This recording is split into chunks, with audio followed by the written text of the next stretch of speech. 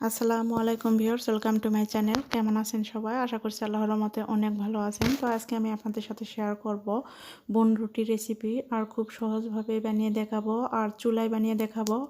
তো যে কেউ কিন্তু বানিয়ে নিতে পারবেন, খুবই সহজ বানানো। আর এই বাসায় তৈরি বানানো রুটি খেতে কিন্তু একদম দোকানের মতোই। তো চলুন শুরু করা যাক। প্রথমে আমি এখানে একটা মিক্সিং বোলে নিয়ে নিচ্ছি 2 কাপ ময়দা।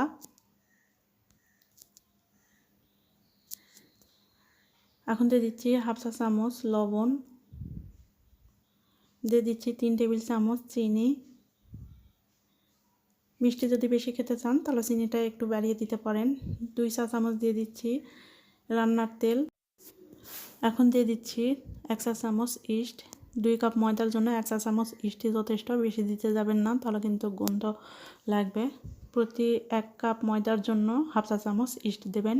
এখন এখানে দিয়ে দিলাম 2 টেবিল চামচ গুঁড়া দুধ। দিয়ে সমস্ত শুকনো উপকরণ এখন হাত দিয়ে মিক্স করে নিচ্ছি। কুসুম গরম দুধ নিয়েছি 1 কাপ। আঙুল ডুবিয়ে রাখা যায় এমন কুসুম গরম দুধ নিতে হবে। নিয়ে আমি একটা ডো তৈরি করে নিচ্ছি।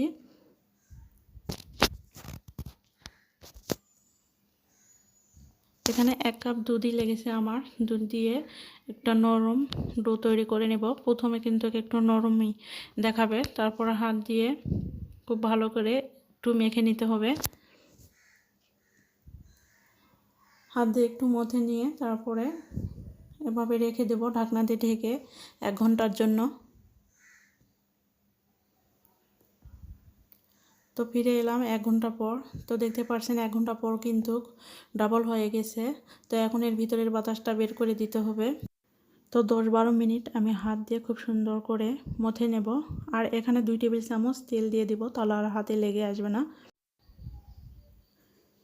আর ডোটা কিন্তু আমার পারফেক্ট হয়েছে। আর ডোটা পারফেক্ট হলে কিন্তু বোনটাও পারফেক্ট হবে আর খেতেও ভালো লাগবে। তো খুব ভালো করে আমি 10-12 মিনিট মথে নিয়েছি। এখন এটাকে ভাগ করে নেব। আমি সমানভাবে ভাগ করে নেব। তারপরে আমি গোল বল তৈরি করে নেব হাত দিয়ে। আর যে পাত্রে আমি বোন বানিয়ে নেব সেই পাত্রটাকে আমি তেল ব্রাশ করে নিয়েছি। আর ওই পাত্রে আমি এই বানগুলো সেট করে নিচ্ছি। তো আমি 3টা বানিয়ে দিয়েছি, একটু ফাঁকা ফাঁকা রাখতে হবে। তারপর আবার ঢাকনা দিয়ে ঢেকে আমি দিচ্ছি 20 মিনিটের জন্য। তো 20 মিনিট বাদে আমি ফিরে এলাম।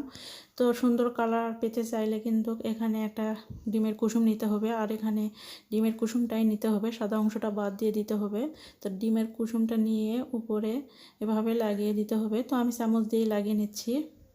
আর তাহলে কিন্তু খুব সুন্দর একটা কালার চলে আসবে।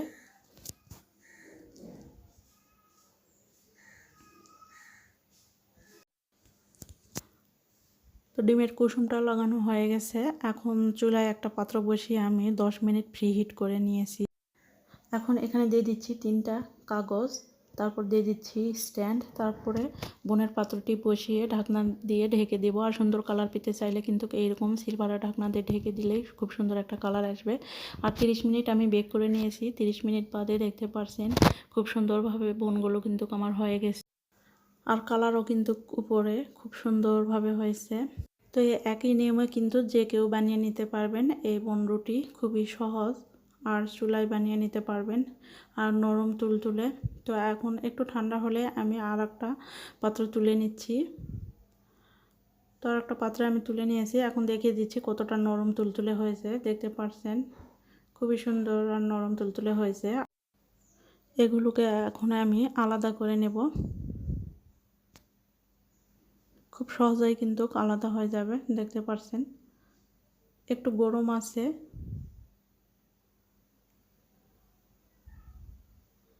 তো আমি আলাদা করে নিয়েছি। এখন একটা ভেঙে দেখিয়ে দিচ্ছি কতটা নরম আর সফট আর তুলতুলে হয়েছে। দেখতে পাচ্ছেন ভিতরটা কিন্তু খুবই সুন্দর হয়েছে, একদম দোকানের মতো পারফেক্ট বোন রুটি তৈরি করেছি।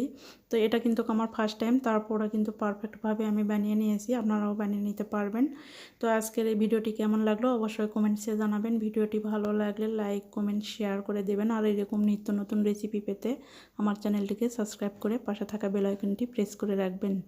আজকে এখানেই বিদায় নিচ্ছি। সুস্থ থাকবেন, ভালো থাকবেন। আল্লাহ হাফেজ।